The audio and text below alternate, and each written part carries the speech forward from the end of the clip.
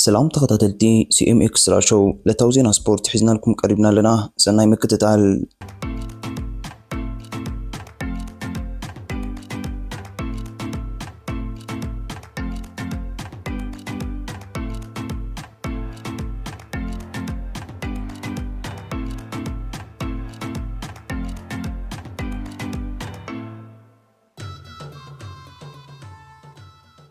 ኣብ ኤውሮጳ ካብ ዝኣተዉ ወርሑ ዘይመልአ ሚልክያስ ማእከለ ሮበት ዝዓበየ ሚድያ ዓለምና ቢቢሲ ስፖርት ኣቓለቦቱ ወሂቡ ኣሎም።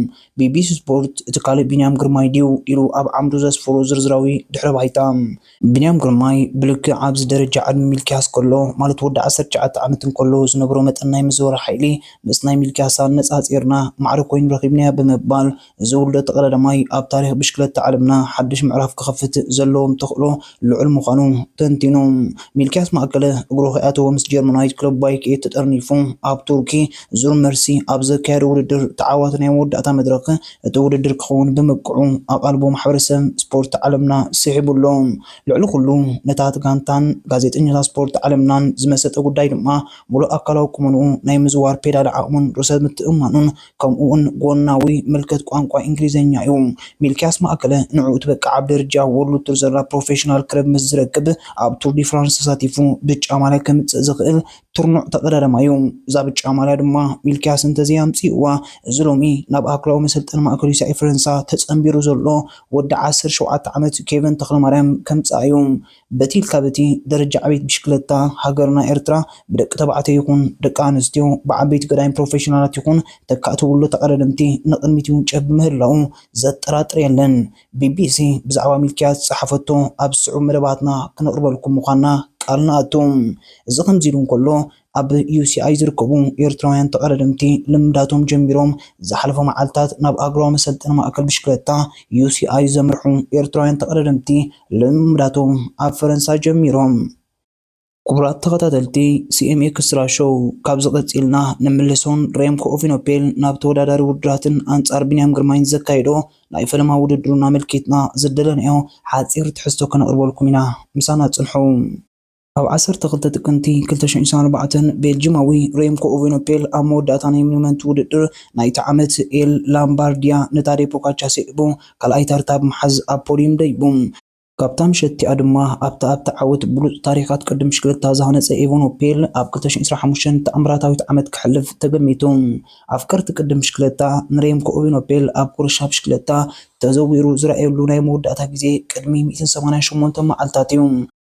እቲ ነዊሕ ግዜ ዝወሰደ ናይ ሙልሶቱ ትፅቢት ድማ ኣብ ዝብቂዑ ፅባሕ ዓርቢ 18 ሚያዝያ ኣብ ቤልጅየም ዝካየድ ናይ ሓደ መዓልቲ ውድድር ብራባንትሰ ኦኢጅል ክምለስ እዩ።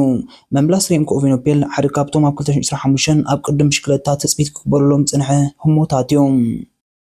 ንክብደት ብኩራት ሬምኮ ኢቬኖፖል ካብ ውድድራት ንምርዳእ ዝሓለፈ ዓመት ኣብ 2024 ዝሰርሖም ተኣምራታውያን ዓወታት ምውካስ ኣገዳሲ ይገብሮም።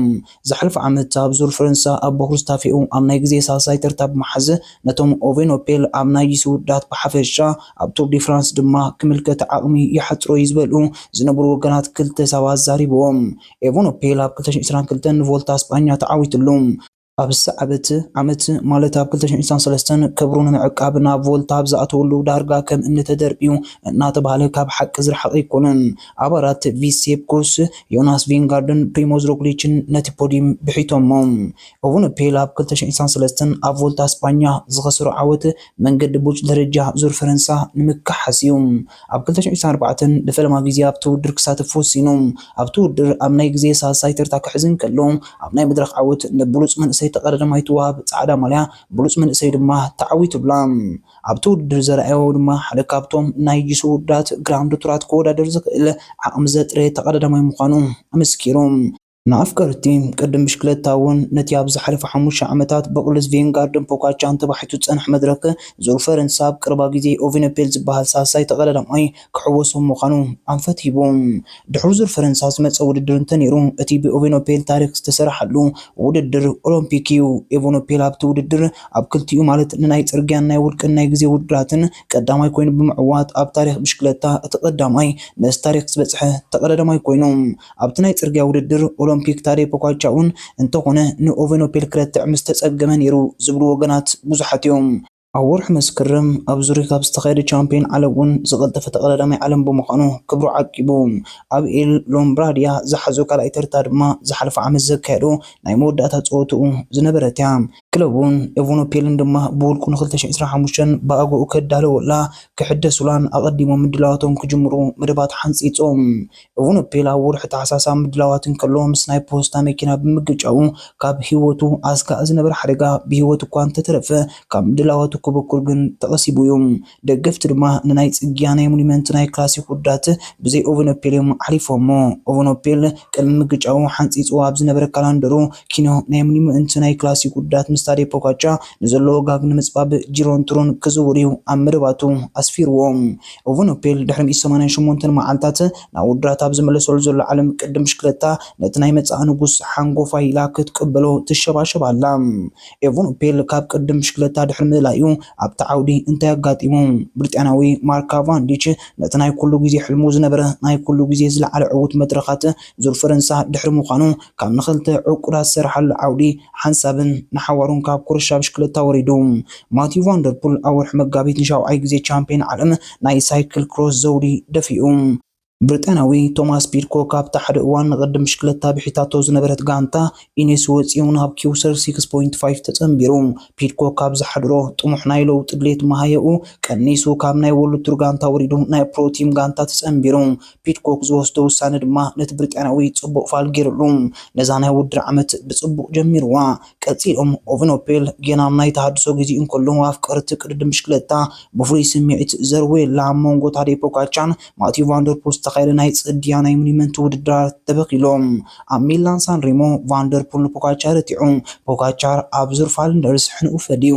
ኣብ ፓሪስ ሩቤክ ድማ ቫንደርፑል ሳልሳይ ተኸታታሊ ዓወቱ ብምስጋብ ኣብዚ ዓመት ኣብ መንጎ ክልቲኦም ንዝፈለመ ፀወታ 2-1 መሪሕዎሎም። እዞም ኩሎም ፍጻሜታት ንኤቨኖፔል ዝሓለፉ ፍጻመታት እዮም። ሬምኮ ኤቨኖፔል ዝምለሰሉ ዘሎ ውድድር ብራባንት ፒጅል ናይ ሞኒመንት ከምኡውን ናይ ወሉድ ቱር ውድድር ኣይኮነን። ንኤቨኖፔል ግን ፅቡቅ መምለሲ ናብ ዓለም ቅድም ብሽክለታ ዝኾኑ ውድድር እዩ። ኣብዚ ውድድር ድማ የዓይነቱ ኩሉ ስድራቤት ቅድም ብሽክለታ ኣብ ኤቨኖፔል ከዓልባየን። ኤቨኖፔል ብሃንደበት ኣይኮነን ኣብዚ ናይ ፅባሕ ውድድር ክምለስ ተላዒሉ። እቶም ንኤቨኖፔል ዝጥዕሙ ዓቐበታት ዝሓወሱ ናይ ኣርንደንስ ክላሲክን ኣብ ኣጋ መምፅኦም ብምዃኖም እዩ። ኤቨኖፔል ቅድሚ ምጅማር ናይቶም ክላሲክ ውድድራት መንገዲ ናይ ፅባሕ ውድድራት ደናግኡ ከርስን ተበጊሱ ዘሎ። ኤቨኖፔል ግን ድሕሪ ዝነዊሕ ዝወሰነ ናይ ተሃድሶ ግዚኡ ናብቲ ዝፍለጠሉ ብቕዓት ክምለስ ዝብል ሕቶ ወትሩ ዝለዓል ኣርእስቲ እዩ። ይኹን እምበር ኤቨኖፔል ቅድሚ ሕጂ ተመሳሳሊ ታሪክ ካብ ዘሕልፉ ውሕዳት ተቐዳደምቲ ሓደ እዩ።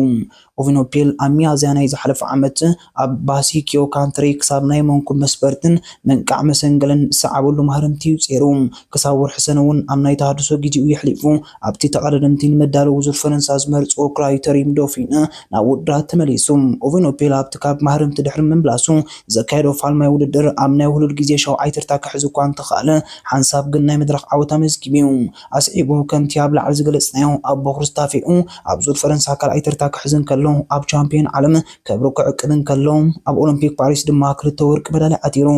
ብዘይካዚ ኣቐዲሙ ዝተገልፀ ናይ ማርያም ታሪክ ኤቨኖፔል ኣብ 2020 እውን ኣብ ናይ ሞኒመንት ውድድር ኤል ሎምባርዲያ ገዳይ ሓደጋ ኮይኑ ምንባሩ ኣይርሳዕን። ኣብቲ ግዜ ወዲ 20 ዓመት ዝነበረ ኤቨኖፔል ኣብ ግዜ ውድድር ብቢንቶ ድሕሪ ምጥዳፉ ናይ ጎሎ መስበር ትስኢበሉ። ክሳብ ናይ 2021 ጂሮ ዲ ኢታልያ እውን ናብ ስሩዕ ውድድራት ኣይተመለሰን። ስለዚ ነዞም ታሪካት ኣብ ግምት ብምእታው ኤቨኖፔል መዓስ ክምለስን ንኽምለስ ክንደይ ግዜ ክሓቱን እዩ? ኣበይ ናይ ውድድር ከ ክምለስ ኣለዎ? ኣጥዕዩ ክዝፈልጥ ተቐዳደማ እዩ። ካብ ብራባንትስ ፒጅል እንታይና ክንፅበም? እዚ ውድድር ከም ናይ ኣርደንስ ሞኒመንት ክብርን ዝናን ዘይክህልዎ ይኽእል እዩ። እዚ ውድድር ሬምኮ ኤቨኖፔል ንዎርሚንግ ኣፕ ዝኣትዎ ውድድር እዩ። እዚ ውድድር የማን ፀጋም ፀድፉ ፅርግያታት በላሕቲ ዓቐበታትን ዘጠቓልል ብምዃኑ ብዝያዳ ኣጥቂዕካ ናይ ምኻድ ባህሪ ዘለዎም ክዕወትሉ ዝግመት ናይ ሓደ መዓልቲ ውድድር እዩ። ኤቨኖፔል ናብዚ ውድድር ንኽልተ ነገራት ይከኣቱ፣ የእጋሩን ምፍታሽ ከምኡ እውን ስነ ኣእምራዊ መልእኽትን ምትሕልላፍ። ኤቨኖፔል ኣመዛዘሚ ሕንፃፅ ቀዳማይ ኮይኑ ዝረግፅ እንተኮይኑ እቶም ኣቐዲሞም ካብዚ ውድድር ንኽእል ዘገደድዎ ሙሉእ ብምሉእ መቐንጣጦም ከበስርዩ ይኹን እምበር ኣብዚ ውድድር መብዛሕትኡ ካለንደሮም ኣብ ናይ ሓደ መዓልቲ ውዳት ደሪቶም ጽንሑ ተቐዳደምቲ እሞ ድማ ክሳብ ሕጂ ዓወት ዘይቀንዖም ነዛ ውድድር ከም ናይ መወዳእታ ቅላዕ ክርእዋ ይኽእሉ እዮም። ቤልጅማውን ደገፍቲ ግን ነቲ ድሕሪ ነዊሕ ሓዋርሕ ዝመለሶም ዘሎ ጅግንኦም ንምቕባል ናብዚ ውድድር ክወፍሩ እዮም። ናይ ኦቬኖፔል መደባት ካብዛ ናይ ብራምባትሴ ውድድር ሓሊፉ ንርሑቕ ዘቋመተ እዩ። ኣብ መወዳእታ ናይ ዝወርሒ ኣብ ራብዓይ ናይ ሚኒመንት ውድድር ናይዛ ዓመት ሌጄ ባስቶኔ ሌጄ ንምስታፍ አንቂዱሎም። ኣብ ወርሒ ሓምለ ቅድሚ ናብ ዙር ፈረንሳ ምእታው ድማ ኣብ ሓፀርቲ ናይ መድረኽ ውድድራት ክሳተፍ ከም መደብ ሒዝዎ ኣሎ። ናይ ሎም ዓመት ዙር ፈረንሳ ካብ ናይ ዝሓለፈ ዓመት ዝተፈለየ ኮይኑ ክቐርብ እዩ እቲ ግምታት ዘሎ። ኦቬኖፔል ዝሓለፈ ዓመት ሳልሳይ ደረጃ እኳ እንተሓዘ ኣብዚ ናይ ሎም ዓመት ውድድር ካብቲ ናይ ዝሓለፈ ዓመት ዝበረኸ ደረጃ ንኸመዝግብ እዩ ናብዚ ውድድር ክኣቱ። እዚ ማለት ድማ ታዴ ፖጋቻርን ዮናስ ቪንጋርድን ናብ ጥርዚ ቁመንኦም ክምለስሉ ትፅቢት ኣብ ዝገበርሉ ዘሎ ግዜ እቲ ናይ ኦቬኖፔል ቃልሲ አንጻሮም ንብጫ ማልያ ንምምንጣል ክኸውን እዩ ማለት እዩ። ኦቬኖፔል በዚ ናይ ጽባሕ ውድድር ንፈልማ ግዜ ናብዚ ናይ ውድድር ዓመት ይምለስ እኳ እንተሃለወ ኣብዚ ናይ ውድድር እቲ ዝፍለጠሉ ቁመንኡ ሒዝዩ ክምለስ ኢልካ ምሕሳብ ግን የዋህነት ጥራይ ክኸውን ቁመንኡ ናብ ንቡር ንኽምለስ ግዜ ክሓቶ እዩ። ኣብቲ ኣብ መወዳእታ ወርሒ ናይዚ ዓመት ዝካየድን ኣቐዲሙ ነዚ ውድድር ክልተ ግዜ ዝተዓወተሉን ሌጄ ባስቶኔ ሌጄ እውን ብሉፅ ቁመንኡ ከይሃነፀ ምጅማር እቲ ውድድር ክቕልጥፎ ይኽእል እዩ። እቲ ዓለም ዝፈልጦ ቁመናን ብቕዓትን ኦቬኖፔል ኣብ ዙር ሮማንዲ ክምለስ እዩ ዘሎ ትፅቢት።